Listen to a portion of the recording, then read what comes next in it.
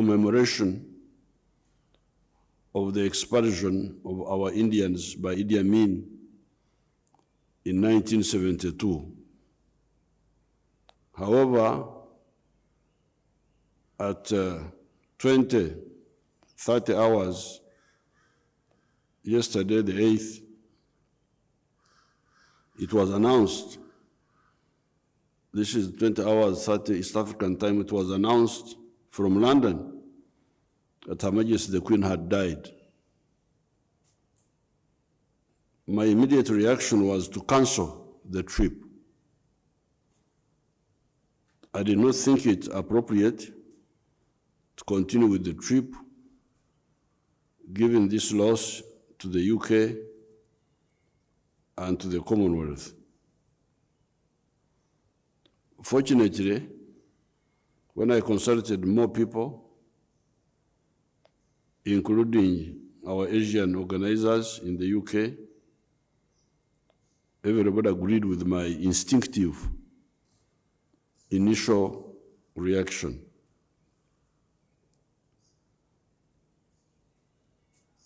The function was postponed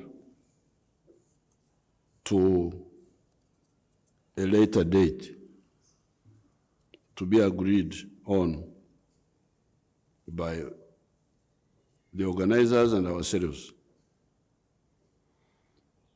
Instead, the celebratory meeting on Sunday by our Indians in their temple in London will be a prayer meeting where the Ugandan High Commissioner to UK will represent me. Although Her Majesty was 96 years old of age, her death was a shock to Mama Janet, the other Ugandans, and myself. After all, only a few days ago, we had seen her receiving the new UK Prime Minister, the Right Honorable Elizabeth Truss, and she had defeated Corona some months ago. It was therefore a shock and not expected. In her long reign of 70 years on the throne, she has witnessed the huge metamorphosis of the political landscape in the world, such as the death of Joseph Stalin, 1953, the independence of the former colonies of Britain, starting with Sudan in 1955 and Ghana in 1957, the independence of the other colonies formerly controlled by France, Portugal, etc., the rise of Fidel Castro in Cuba, etc., etc.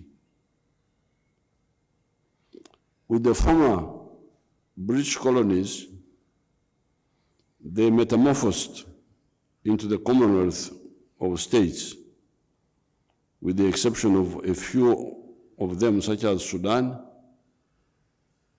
Burma, etc.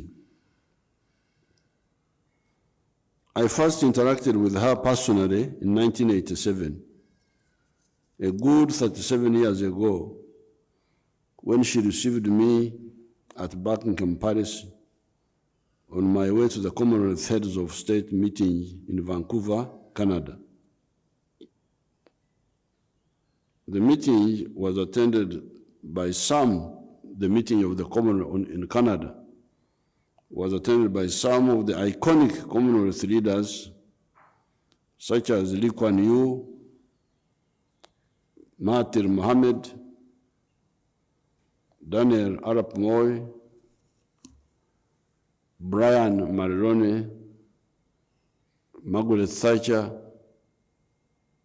Robert Mugabe, Rajiv Gandhi, etc. She, of course, opened our conference, and in her use of the soft power she possessed, forced the late Mzee Arap Moi and myself to sit on the same dinner table with her presiding, in spite of the tension between Kenya and us at that time. Only last night, I saw her driving in a ceremonial car with Nelson Mandela, a long-time victim of colonialism.